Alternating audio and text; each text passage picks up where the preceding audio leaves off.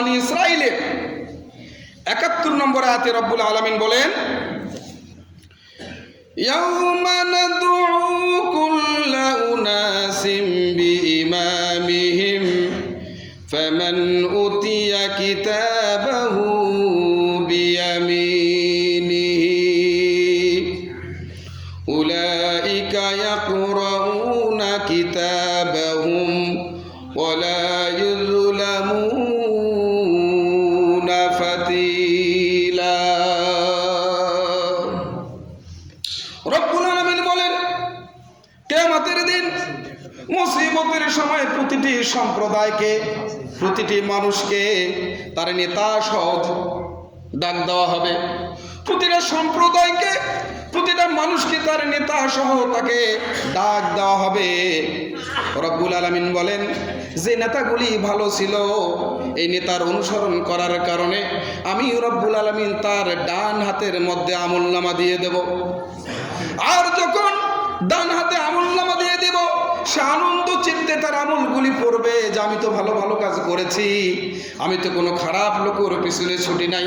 রব্বুল আলামিন দয়া করে আমাকে আমার এই কাজে খুশি হয়ে আমাকে জান্নাতের ব্যবস্থা করে দিয়েছে। আমাদের দিন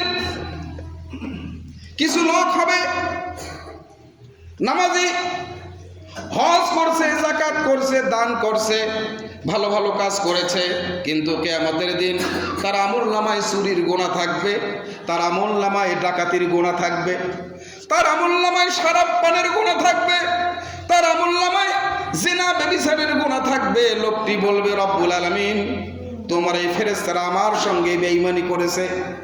আমি জীবনে অনেক সময় নামাজ পড়ি নাই, মাঝে মাঝে পড়েছি, মাঝে মাঝে পড়ি নাই, ছেড়ে দিয়েছি, এ কথা সত্য, কিন্তু আমি আপনার নামের কসম করে বলি জীবনে চুরি করা তো দূরের কথা, আমার বাবার পকেট থেকে 10টি টাকাও কখনো সরাই নাই। জিনা করা তো দূরের কথা, জিনা করা তো দূরের কথা, কখনো পরনারীর প্রতি চক্ষু নিক্ষেপ করি নাই।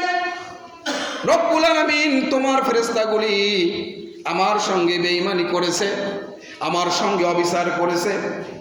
রব্বুল আলামিন আমি তোমাকে বলছি আমি কখনো এই কাজগুলির সঙ্গে জড়িত ছিলাম না। রব্বুল আলামিন বলবেন, তুমি কি শোনো নাই আমার রাসূল বলেছেন, যার সঙ্গে যার মুহাব্বত তার সঙ্গেই তার কিয়ামত।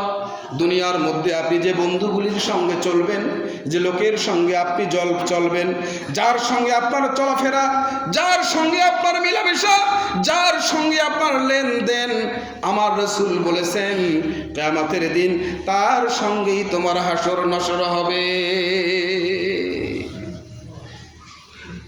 রব্বুল আলামিন বলবেন, তুমি চুরি করো নাই, তুমি চুরি করো নাই, তুমি ডাকাতি করো নাই, তুমি জিনা করো নাই, তুমি কখনো নেশা পানি করো নাই, তা আমি ভালো করে জানি।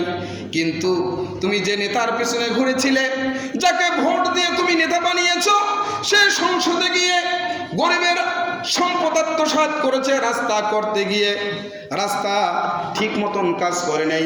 10 লাখ টাকার কাজ 5 লাখ টাকায় করে, 5 লাখ সে পকেটে ভরেছে, হয় কি না হয়? সংসদে গিয়ে মদের বিরুদ্ধে আইন পাস করে নাই, বরঞ্চ যাতে করে মদ, যাতে করে জুয়া, এগুলো অনায়াসে মানুষ ব্যবহার করতে পারে, নেশা করতে পারে, মদ খেতে পারে, জুয়া খেলতে পারে, ক্যাসিনো, এজন্য মদ এবং জুয়ার পক্ষে সংসদে গিয়ে আইন পাস করেছে। তুমি জিনা করো নাই ঠিক আছে, কিন্তু জিনার পক্ষে সে আইন পাস করেছে। তুমি তাকে ভোট দিয়ে যদি সংসদে না পাঠাতে, তাহলে এই কুচক্রী, এই খারাপ লোকটাকে যদি তুমি সংসদে ভোট দিয়ে না পাঠাতে, তার বাবার ক্ষমতা হতো না এই কাজগুলি সে পাস করে।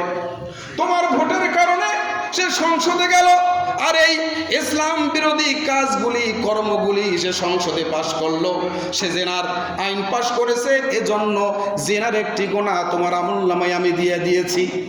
সে মানুষের দেশের অর্থ আত্মসাৎ করেছে, চুরি করেছে, ডাকাতি করেছে, লুটতারাজ করেছে, এজন্য চুরির এবং ডাকাতির একটি গুনাহ আমি তোমার আমলনামায় দিয়েছি। তুমি যত ভালোই কাজ করো না কেন, তোমার এই বদ আমলের কারণে অন্যের বোঝা, অন্যের গুনাহ নিজের মাথায় নিয়ে এখন কাঁদতে কাঁদতে জাহান্নামের দিকে চলে যাও।